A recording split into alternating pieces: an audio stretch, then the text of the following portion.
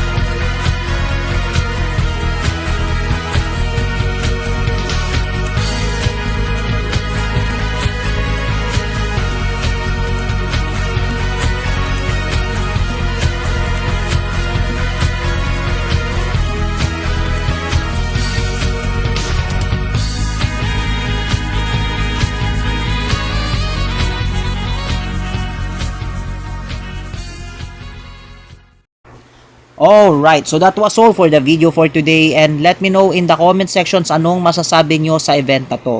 Feel free to comment down below and if you like this video, don't forget to send a thumbs and consider subscribing. Magkita-kita tayo sa susunod na episode. This is Kian signing off. Matane!